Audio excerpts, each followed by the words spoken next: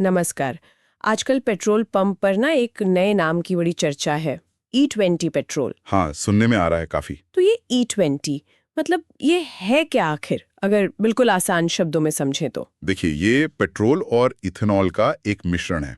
E20 मतलब इसमें 20% ethanol है और बाकी 80% अपना रेगुलर पेट्रोल। अच्छा, 20% इथेनॉल? बिल्कुल। और इथेनॉल तो वो है ना जो गन्ने, मक्के या मतलब बायोमास से बनता है। बिल्कुल, गन्ना, मक्का या दूसरा जैविक कचरा, ये एक अल्कोहल आधारित ईंधन है।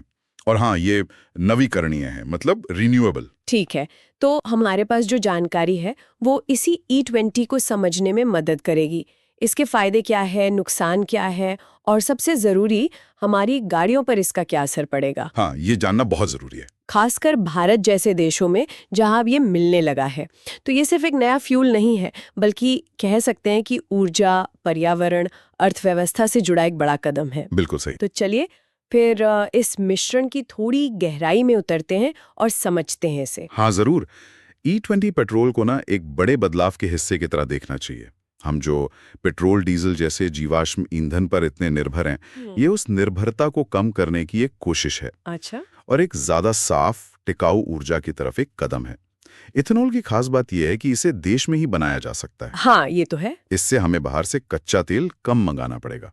जैसे भारत सरकार का इथेनॉल मिश्रण प्रोग्राम है, EVP। हाँ, सुना है उसके बारे में। उसी के तहत सरकार का लक्ष्य है कि 2025 तक पूरे देश में पेट्रोल में 20% इथेनॉल मिलाया जाए।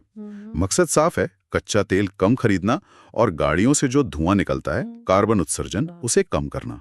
तो अब ये पंप्स पर दिखने भी लगा है E10 के साथ। हाँ, कई पेट्रोल पंप पर अब नॉर्मल पेट्रोल, E10 और E20 तीनों का ऑप्शन मिल रहा है। तो ये कहानी सिर्फ इथेनॉल मिलाने भर की नहीं है, ये तो ऊर्जा, आत्मनिर्भरता और पर्यावरण से भी जुड़ी है। बिल्कुल।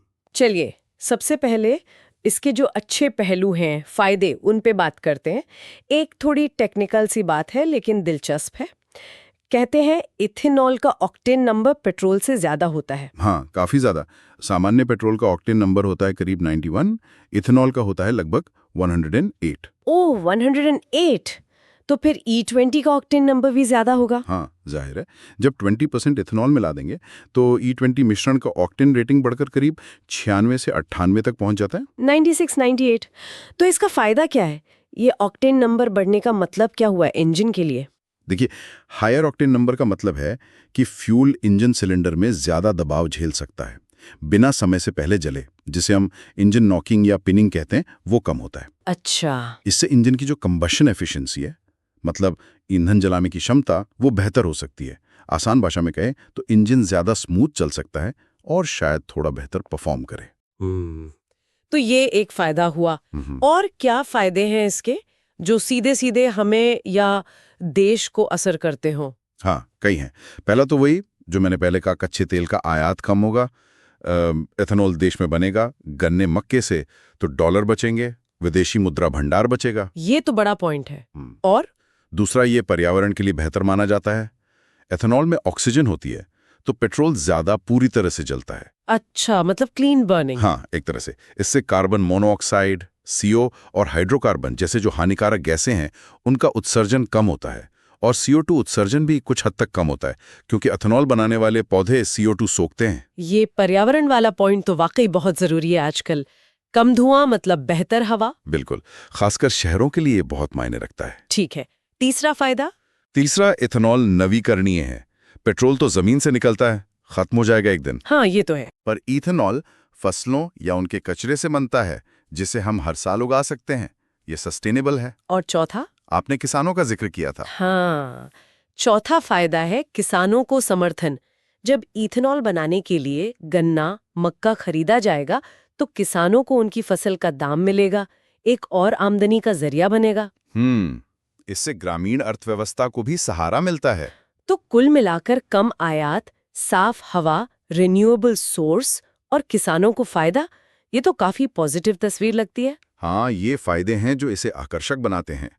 ऊर्जा सुरक्षा और कृषि अर्थव्यवस्था दोनों को एक साथ मजबूती देना, ये किसी भी देश के लिए एक बड़ी बात है। लेकिन कहानी का दूसरा पहलू भी तो होगा।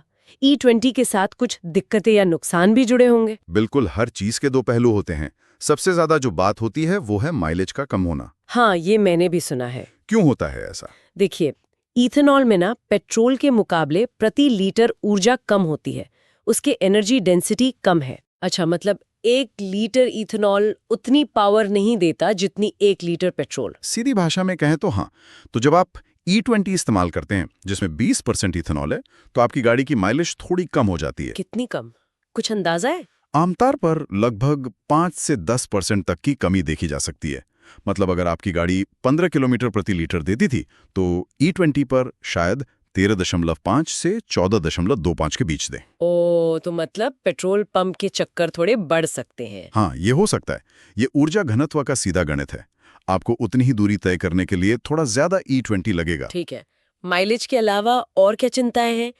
इंजन को लेकर कुछ? हाँ, दूसरी बड़ी चिंता है इंजन कंपैटिबिलिटी, यानी क्या इंजन इस फ्यूल के लिए बना है।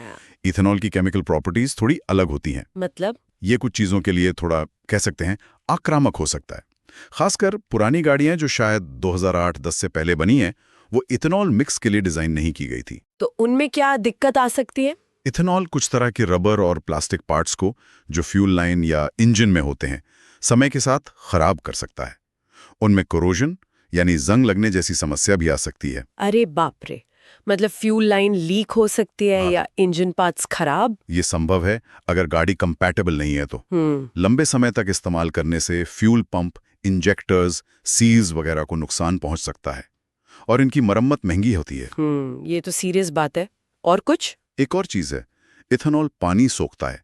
ये हाइग्रोस्कोपिक होता है, मतलब हवा से नमी खींच लेता है। पानी फ्यूल टैंक में? हाँ, अगर E20 फ्यूल टैंक में ज्यादा समय तक पड़ा रहे, खासकर नमी वाले मौसम में, तो ये हवा से पानी सोखकर फ्यूल में मिला सकता है। इससे क्या होगा? अगर पानी ज्यादा हो गया तो वो फ्यूल सिस्टम में जंग लगा सकता है, या फिर पानी पेट्रोल इथेनॉल से अलग होकर नीचे बैठ सकता है, जिसे फेस सेपरेशन कहते हैं। और अगर वो पानी इंजन में चला गया तो? इंजन स्टार्ट होने में दिक्कत देगा या चलते चलते बंद हो सकता है। इसीलिए E20 कंपैटिबल गाड़ियों के फ्यूल सिस्टम बेहतर डिजाइन किए जाते हैं, और अगर गाड़ी कम चलती है तो ये एक ध्यान रखने वाली बात है। अच्छा, और मैंने सुना था कि ठंड में स्टार्ट होने में दिक्कत आती है। हाँ, थोड़ी सी। इथेनॉल पेट्रोल जितनी आसानी से भाप नहीं बनता, खासकर कम तापमान पर। तो बहुत ज्यादा ठंड में E20 वाली गाड़ी शायद स्टार्ट होने में 1 आध सेकंड ज्यादा ले। पर आजकल की गाड़ियों में तो सिस्टम होते होंगे इसे संभालने के लिए। हाँ, बिल्कुल। मॉडर्न इंजन मैनेजमेंट सिस्टम इसे काफी हद तक मैनेज कर लेते हैं, पर ये एक थियोरेटिकल इशू है।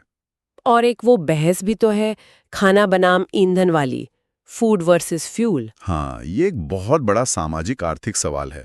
जब हम बड़े पैमाने पर गन्ना, मक्का जैसी खाने वाली फसलें ईंधन बनाने में इस्तेमाल करते हैं, तो सवाल उठता है कि कहीं इससे खाने की चीजें महंगी तो नहीं हो जाएंगी? बिल्कुल। क्या हमें जमीन का इस्तेमाल पेट भरने के लिए करना चाहिए या गाड़ी चलाने के लिए? ये एक मुश्किल सवाल है। इसका कोई हल है?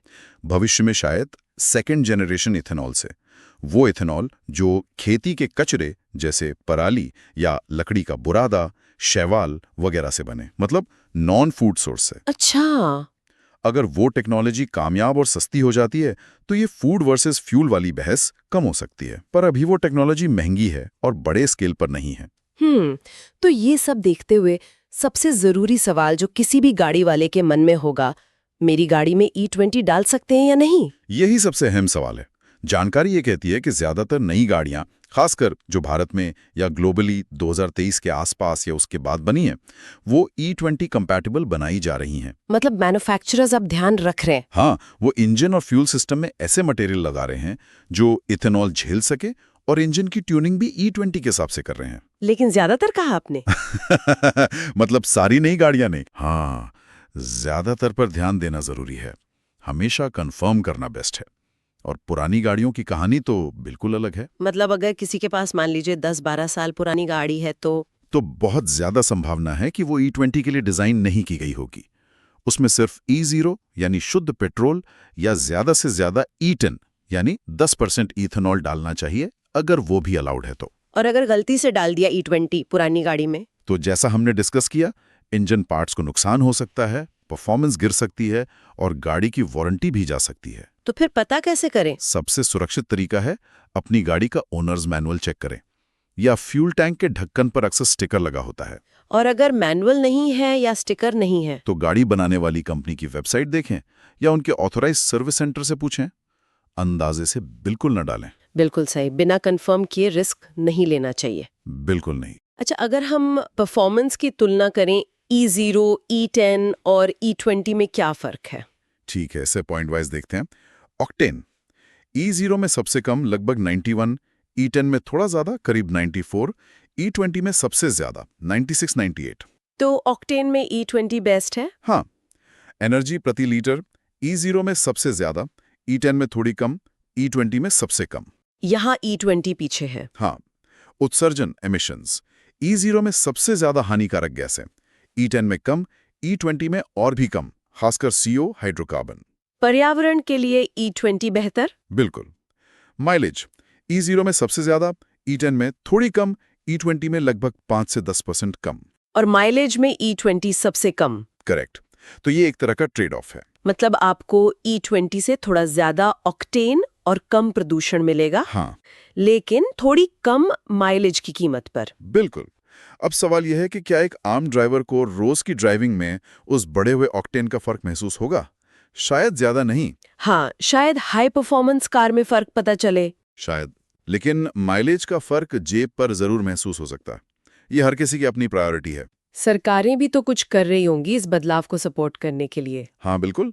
भारत में देखें तो फ्लेक्स फ्यूल गाड़ियों FFVs को प्रमोट किया जा रहा है। फ्लेक्स फ्यूल ये क्या होती हैं? ये ऐसी गाड़ियां होती हैं जिनका इंजन किसी भी अनुपात में पेट्रोल और इथेनॉल के मिश्रण पर चल सकता है।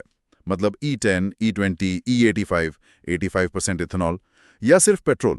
कुछ भी डालो, गाड़ी चलेगी। अरे वाह, ये तो बहुत बढ़िया है। फिर तो कंपैटिबिलिटी की चिंता ही खत्म। हाँ, अगर ये गाड़ियां आम हो जाएं तो उपभोक्ताओं को बहुत सुविधा होगी। वो उस समय जो भी फ्यूल उपलब्ध हो या सस्ता हो, वो इस्तेमाल कर सकते हैं। और पंप्स पर E20 की उपलब्धता बढ़ रही है। हाँ, जो तेल बेचने वाली कंपनियां हैं OMCs, वो तेजी से देश भर में E20 वाले पंप लगा रही हैं। और जैसा हमने कहा, कार कंपनियां भी अपनी गाड़ियों को E20 रेडी बना रही हैं। तो ये सब मिलकर सरकार के एथेनॉल ब्लेंडिंग प्रोग्राम को सफल बनाने की कोशिश है। बिल्कुल। लक्ष्य सिर्फ 20% मिक्सिंग नहीं है, बल्कि इसके जरिए ऊर्जा सुरक्षा बढ़ाना, किसानों की मदद करना और क्लाइमेट चेंज के लक्ष्यों को पूरा करना भी है। ये एक बड़ी पिक्चर का हिस्सा है। तो इस पूरी चर्चा को अगर समेटना हो तो क्या कहेंगे? E20 का निचोड़ क्या है? निचोड़ ये है कि E20 मतलब 20% एथेनॉल वाला पेट्रोल। इसके फायदे हैं, पर्यावरण के लिए अच्छा, देश के लिए अच्छा क्योंकि आयात कम होगा, किसानों के लिए अच्छा, और हाँ, ऑक्टेन ज्यादा। सही कहा। लेकिन माइलेज थोड़ी कम। हाँ, और सबसे जरूरी, गाड़ी का कंपैटिबल होना। बिल्कुल। नई गाड़ियां 2023 के बाद वाली ज्यादातर हैं, पर पुरानी गाड़ियों के लिए जरूर चेक करना है। मैनुअल देखो या कंपनी से पूछो। यही सबसे जरूरी सवाल है। हाँ, और एक बात और, इथेनॉल पर सब्सिडी होती है शायद, तो E20 अक्सर नॉर्मल पेट्रोल से थोड़ा सस्ता भी मिलता है। हाँ, ये भी एक तो कम माइलेज और कम कीमत के बीच का हिसाब लगाना पड़ता है। सही। तो E20 एक अहम पड़ाव है, एक ट्रांजिशनल फ्यूल कह सकते हैं, जो हमें फॉसिल फ्यूल से दूर ले जा रहा है। इसके